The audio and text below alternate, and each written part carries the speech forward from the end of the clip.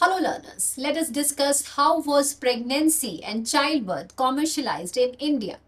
The commercialization of pregnancy and childbirth in India represents a profound historical and sociological shift, transitioning birth from a domestic communal event into a structured, state monitored medical priority.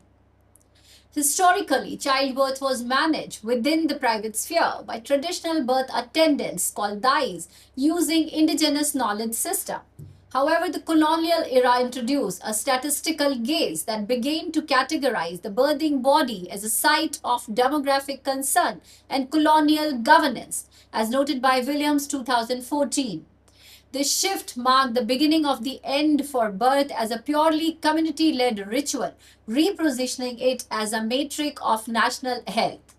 Following independence, this process accelerated as the Indian state, influenced by global health paradigm like the 1978 Alma Ata Declaration, moved to institutionalize delivery through the National Rural Health Mission and the Reproductive and Child Health Framework (RCH). By incentivizing hospital births through schemes like Janani Suraksha Yojana, the state successfully commercialized the social contract.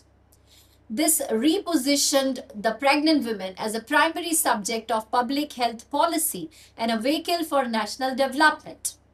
According to the International Institute for Population and Science 2021, this era saw a massive surge in institutional delivery rates, effectively bringing the private act of birthing under the public umbrella of state responsibility. Historically, conceptions of pregnancy and childbirth in India reflect a sophisticated synthesis of indigenous medical science and communal tradition, long predating the rise of modern obstetrics. While historical conception of pregnancy and childbirth in India reflect a sophisticated synthesis of indigenous medical sciences and communal tradition, long predating the rise of modern obstetrics. Within this framework, pregnancy was not viewed through the lens of pathology, but as a sacred holistic journey governed by the principle of Ayurveda, Unani, and Siddha.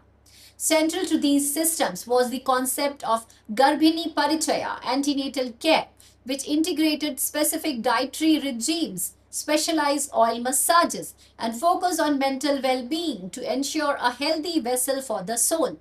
As noted in the classical text of Sushruta 1966, the physical health of the mother was inextricably linked to her spiritual and emotional state, creating a comprehensive model of care that addressed the person rather than just the pregnancy. In this era, the birthing process was centered within the domestic sphere and managed by the Dai, who was the traditional midwife. According to Mukherjee 2011, the Dai served as a respected respiratory of generational wisdom and matrilineal support.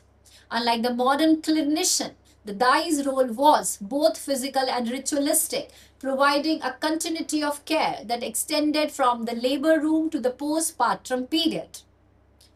Long before the advent of modern obstetric, pregnancy in India was governed by ancient medical texts such as the Charaka Samhita and Sushruta Samhita. Pregnancy was viewed as a sacred journey. Practices focused on Garbhini Parichaya, antenatal care, emphasizing a sattvic diet, which is pure nurturing food like ghee, milk, and honey, and Garbha Sanskar, the belief that the mother's thoughts, sounds, and environment directly shape the baby's character and intellect. Practitioners sought to balance the three doshas, Vata, Pitta, and Kapha. For example, Vata was believed to govern the movement of labor, and warm oil massage, Abhyanga, were used to ensure a smooth delivery. Ancient texts like the Sushruta Samhita documented advanced knowledge of fetal positioning, twins, and even early descriptions of obstructed labor management, providing that traditional did not mean unscientific.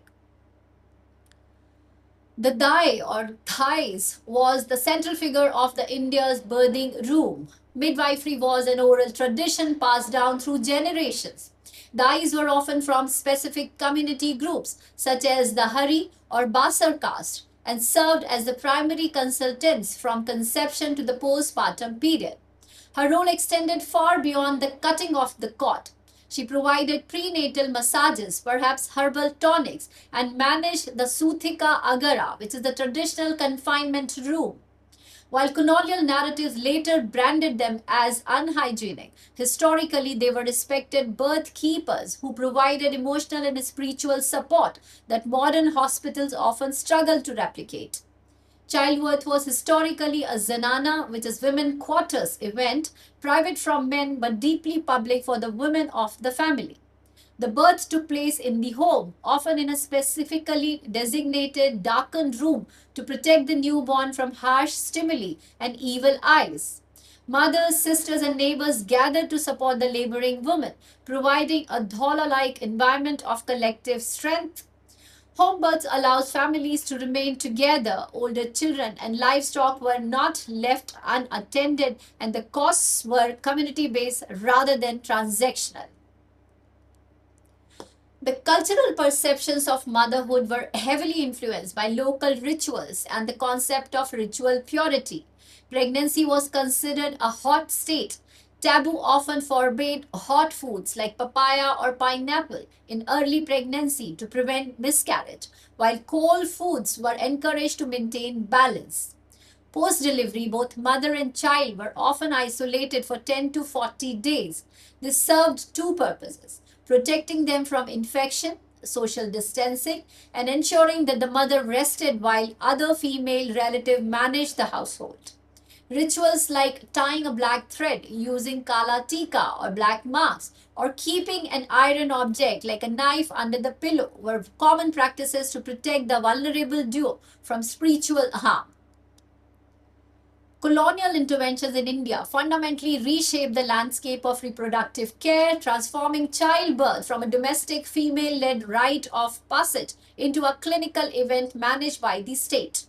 Under British rule, Western obstetrics were introduced not merely as a medical service but as a civilizing mission. A pivotal moment in this shift was the establishment of the Countess of Dufflin Fund of 1885, which created a network of hospitals specifically dedicated to providing medical aid to Indian women.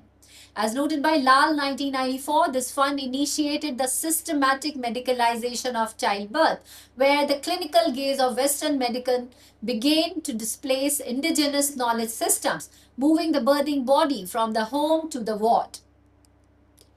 Central to this colonial transformation was the deliberate marginalization of the Dai, traditional midwife.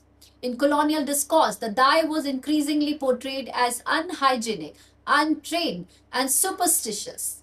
This narrative was used to justify the transition to institutionalized, physician led maternity care. According to GER 2017, by framing indigenous practices as dangerous, the colonial administration could assert the necessity of Western scientific frameworks, effectively stripping the Dai of her historical, social, and clinical authority. The 19th century introduction of Western obstetrics to India by British officials and missionaries was framed not merely as a medical advancement but as civilizing force. This ideological shift sought to replace deeply rooted social and communal traditions with the clinical gaze, a perspective that fundamentally transformed pregnancy from a shared life cycle event into a medical condition requiring specialized surgical and antiseptic interventions. A pivotal moment in this transition was the establishment of the Countess of Duffling Fund in 1885. This initiative led to the creation of a network of lady duffering hospitals across India. These facilities were uniquely staffed by women to cater to those in Parda, women who, for religious or social reasons, strictly avoided being seen by male physicians. As noted by Lal 1994, while these hospitals provided a path to medical care for scheduled women, they also served as the primary vehicles for institutionalizing birth and bringing the private domestic sphere under state-monitored medical scrutiny.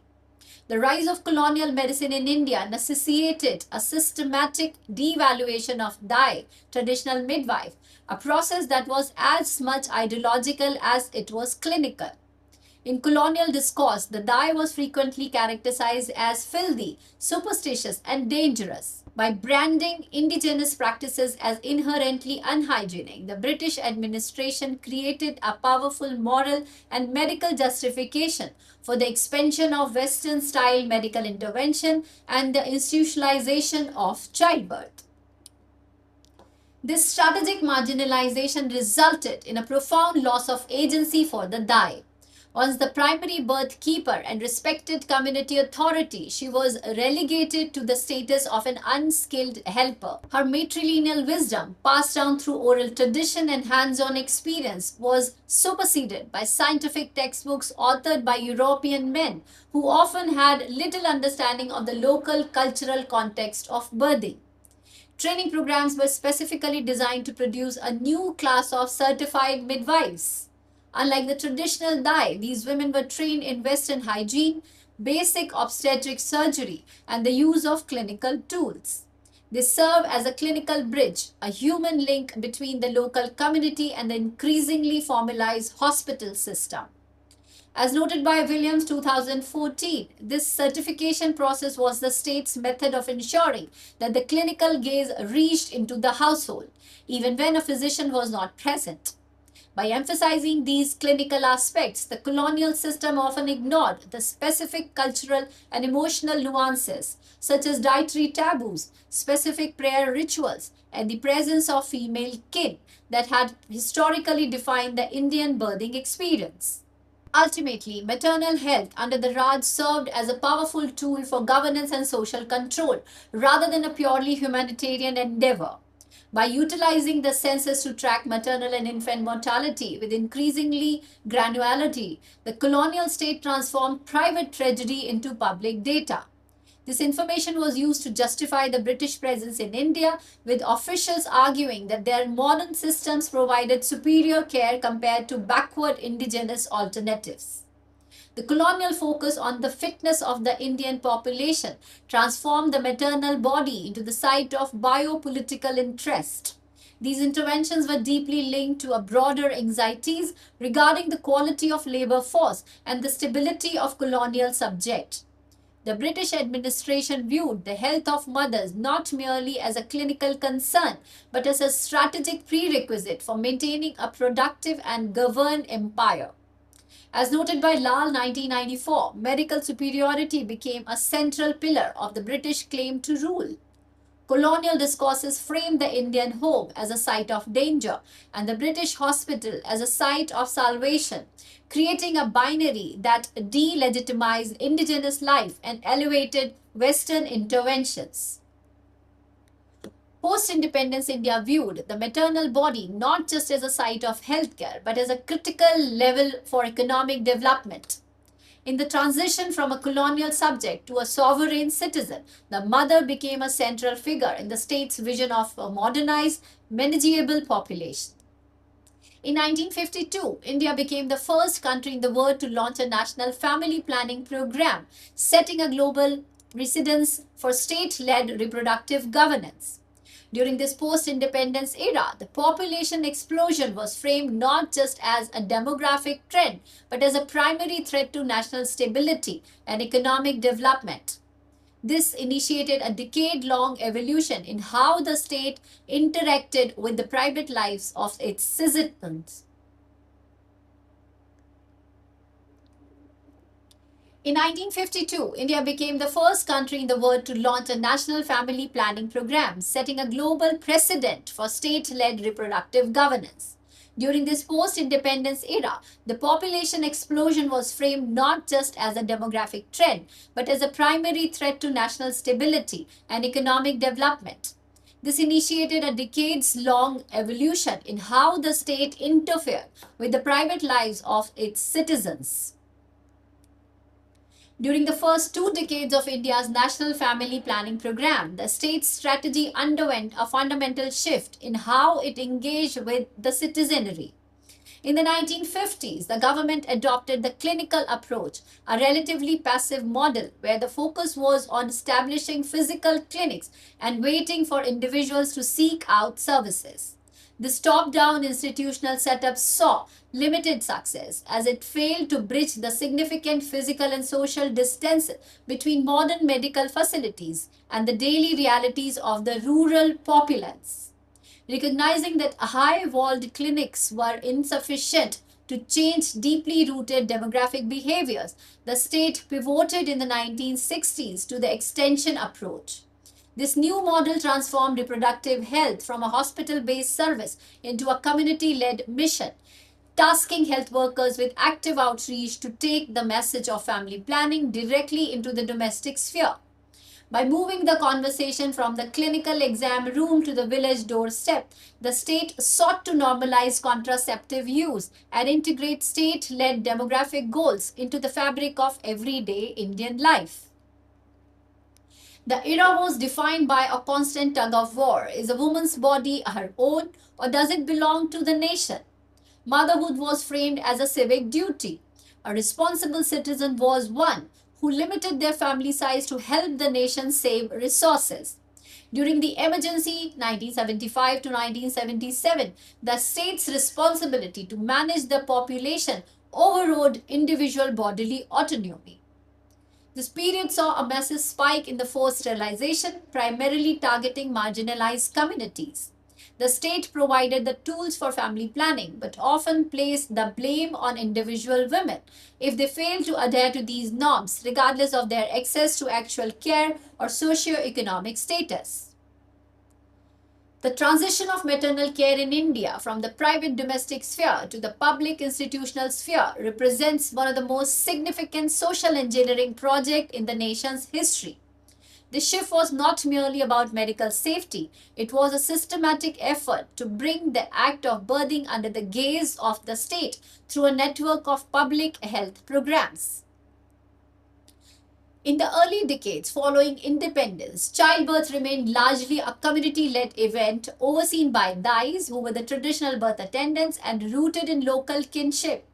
However, as the state identified maternal mortality ratio as a key indicator of national backwardness, it began to redefine the home as a high risk environment and the hospital as the only site of safe motherhood. This led to the rise of institutional maternal care, a framework where pregnancy is medicalized. What was once a natural life event became a condition requiring clinical management. The state becomes a stakeholder. Through registration and tracking, the government becomes a silent partner in every pregnancy.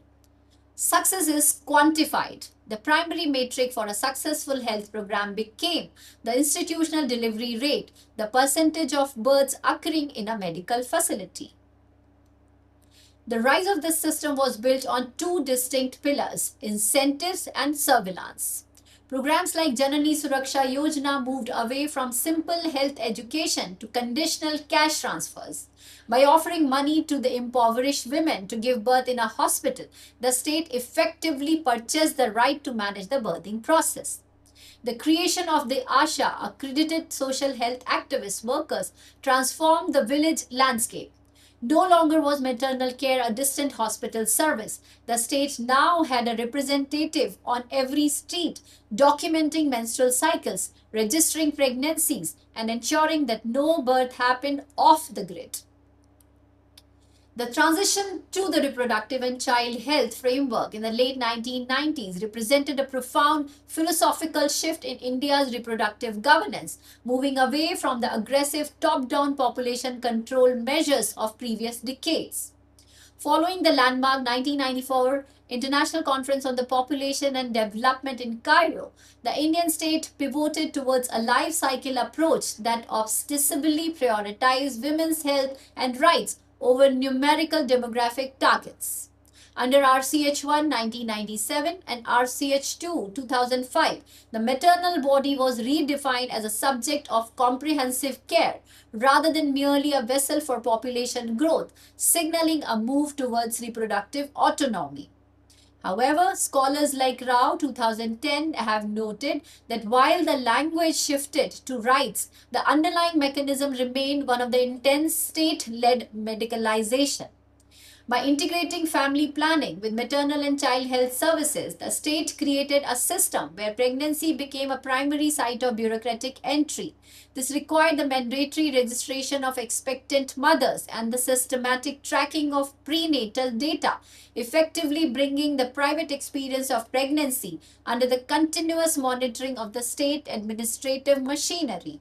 Furthermore, the RCH framework effectively statisticalized maternity, transforming the intimate experience of childbirth into a scenario of measurable indicators aimed at reducing the maternal mortality ratio. While the program successfully expanded the reach of the public health infrastructure, Kadir 2000 argues it also consolidated the state's gaze through a network of health workers tasked with monitoring reproductive behaviors. This era marked the beginning of a standardized data-driven approach to birthing, where the success of a citizen mother was increasingly judged by her compliance with state-sanctioned medical protocol. Thus, the RCH program served as the architectural foundation for the institutionalization of birth, setting the stage for subsequent incentive-based schemes that would further entrench the hospital as the only legitimate site for delivery. The evolution of maternal health in India has been marked by a shift from communal transition to state-led surveillance. This process was significantly advanced by the introduction of the Accredited Social Health Activist (ASHA) under the National Rural Health Mission 2005, which established an intimate link between the government and the private domestic sphere. As a local intermediary, the ASHA is tasked with the systematic identification and registration of every pregnancy within her community to ensure institutional delivery. According to Scott et al. 2019, this has created a system of maternal surveillance where the private experience of pregnancy is brought under the constant gaze of the public health apparatus. Unlike traditional midwives who operated within informal kinship networks, the ASHA's labor is defined by a state-mandated incentive structure. She receives financial rewards only when a woman she tracks successfully delivers in a hospital. This framework, as noted by Wegum et al. 2015, effectively transformed the village into a space of clinical data collection, where the ASHA maintains registers documenting menstrual cycles, contraceptive use, and immunization schedules. While the ASHA program has successfully bridged the last mile gap in healthcare access, it has fundamentally altered the power dynamics of childbirth. Critics argue that the level of institutional monitoring often compromises maternal autonomy, as women are frequently pressured to abandon home-based birthing traditions to satisfy state targets. As Ved et al. 2012 suggests, the ASHA embodies a paradox of modern Indian public health by acting simultaneously as a vital advocate for maternal survival and as a primary agent of a surveillance regime that subordinates individual presence to institutional objectives. The intersection of caste, class, and the politics of commercialization reveals that motherhood in India is not a universal experience, but one deeply fractured by social hierarchy. While the state presents maternal health as a benevolent project of national development, the commercialization of women, the process by which the state recognizes and values women primarily through their reproductive capacity, is applied unevenly across different social strata. In this context, the maternal body becomes a site where historical prejudices and modern governance coverage, creating what Collin 1995 describes as a system of stratified reproduction. Under this system, the reproductive labor of upper caste, middle class women is supported and celebrated as a vital contribution to nation building. Conversely, the motherhood of Dalit, Adivasi, and Muslim women is frequently viewed through a lens of demographic anxiety, framed as a threat or a social burden to be managed through intense surveillance and state-led control. By examining maternal health through an intersectional lens, it becomes clear that the push for institutional maternal care is not merely a medical evolution.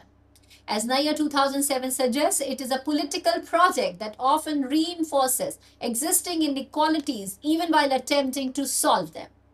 For marginalized women, the transition to the hospital is not just a shift in clinical setting, but an entry into an institutional space where their traditional knowledge is often delegitimized and their bodily autonomy is subjected to the bureaucratic gaze of a state that values their reproduction more than their citizenship. The concept of stratified reproduction describes how reproductive labor is differently valued and supported according to social hierarchies and defined by Colon 1995.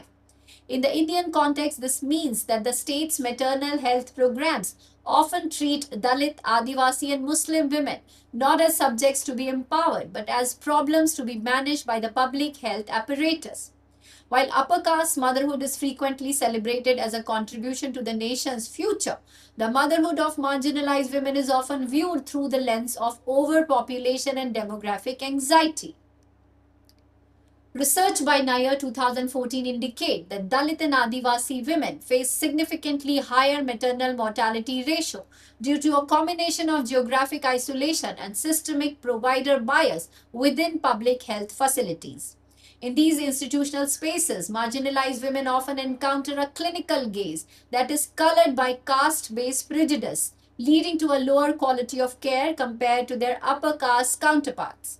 For these groups, commercialization is less about a right to health and more about state-led surveillance. Furthermore, commercialization for Muslim women is often caught in the crosshair of communal politics. As Chatterjee 2006 argues, their reproductive choices are hyper politicized and frequently framed as a demographic threat to the nation.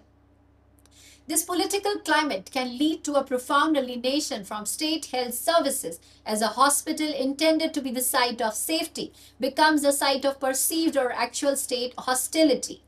Consequently, the push for institutional birth in India remains a deeply uneven project where safety and dignity are distributed according to one's place in the social hierarchy. For women navigating the informal economy, the process of commercialization creates a profound double burden where the state's expectation of good motherhood often collide with the harsh realities of precarious labor. State-aid programs like the Janani Suraksha Yojana are built on the assumption that a woman possesses the luxury of time to attend frequent clinics, undergo hospital births, and engage in extended recovery. However, as Rao 2010 argues, this framework fundamentally ignores the lived experiences of laboring mother in rural and urban poor settings, many of whom are forced to return to grueling manual labor just days after childbirth due to the total absence of structural support like paid maternity leave or job security. Furthermore, for the economically marginalized, maternal care in India is rarely a neutral offering. It frequently comes with significant string attached. Access to vital resources such as state-sponsored nutrition or the carrot of cash incentive is often made contingent on the women's acceptance of long-acting contraceptives or sterilization. This tactical link between care and contraception, as noted by Srinivasan 2015, effectively transforms a moment of clinical support into a strategic opportunity for state surveillance and population management. An intersectional lens reveals that maternal health in India is a site where multiple forms of oppression like patriarchy, casteism, and capitalism converge to shape the lived experience of pregnancy. For many marginalized women, interaction within the formal health system is not merely a clinical encounter, but often a site of systemic trauma. Research into obstetric violence demonstrate that Dalit and Adivasi women are significantly more likely to face verbal abuse, physical neglect, and coerced medical procedures in public hospitals when compared to their upper caste counterparts. In this context, commercialization functions as a double-edged sword of state intervention. While the government provides essential life-saving medical interventions that have successfully reduced mortality, it simultaneously uses their clinical encounters as a mechanism to discipline the bodies of the poor. As argued by Wen Hall in 2003, the hospital stay becomes a period where the state ensures marginalized women adhere to state-sanctioned norms of family size, hygiene, and domestic behavior. The movement towards reclaiming maternal experience and reproductive justice becomes the critical response to the high intervention, state led models of reproductive governance that have dominated the last several decades. While institutionalization and biomedicalization were introduced under the banner of safety, they often stripped the birthing person of their agency, cultural practices, and bodily autonomy. This section explores the shift from viewing maternity as a public health problem to be managed by the state to viewing it as a fundamental human right rooted in dignity and social justice. At its core, this reclamation is built upon three transformative pillars. First, from choice to justice.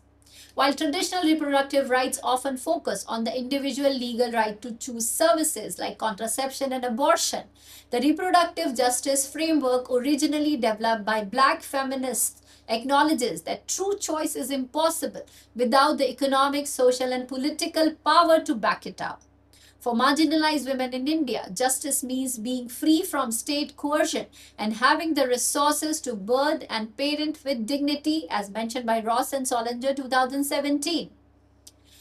The demedicalization of birth. Reclaiming maternal experience involves challenging the notion that birth is a pathology or a crisis. It advocates for the revival of professional midwifery and the community led birth models that treat childbirth as a normal, healthy life process rather than a surgical event, as mentioned by Sharma et al. 2017. And third, bodily autonomy and respectful care. This framework demands an end to obstetric violence, the verbal abuse, physical neglect, and non consensual procedures that have become systemic within institutional settings.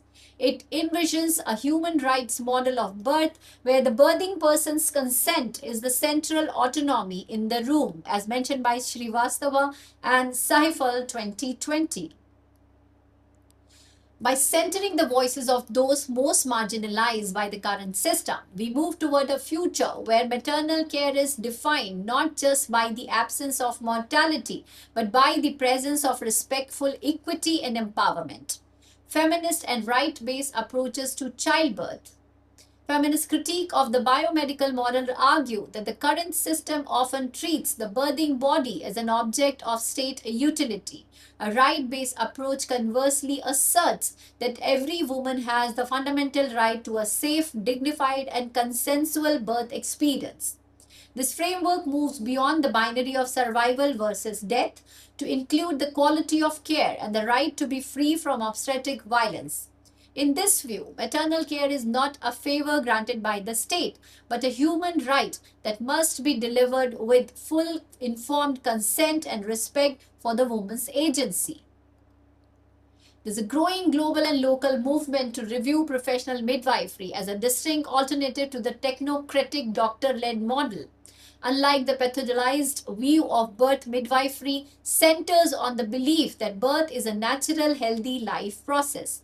In India, the recent recognition of the nurse practitioners in midwifery, NPMs, by the government represent a shift towards reclaiming these community-based practices within the formal system. This model prioritizes continuity of care, where the midwife provides emotional and physical support, reducing the need for unnecessary medical interventions like C-sections. One of the most effective tools for reclaiming maternal autonomy is the presence of a birth companion or a doula. Research consistently shows that women who have continuous support, doulas provide non-clinical support, acting as bridge between the medical staff and the family. Despite the World Health Organization's recommendation, many public hospitals in India historically barred companions. Reclaiming this space is a vital part of making birth a social rather than a surgical event. Reproductive justice and bodily autonomy. The concept of reproductive justice pioneered by Black feminists expand the conversation beyond choice to include the social, political, and economic power to make those choices. For marginalized women in India, Dalit, Adivasi, and Muslim reproductive justice means more than just having the hospital bed. It means the right to have children, the right not to have children without state coercion, and the right to parent children in safe and healthy environments. Bodily autonomy, the absolute right to decide who touches their body and what procedures are performed, free from the surveillance gaze of the state. Thank you.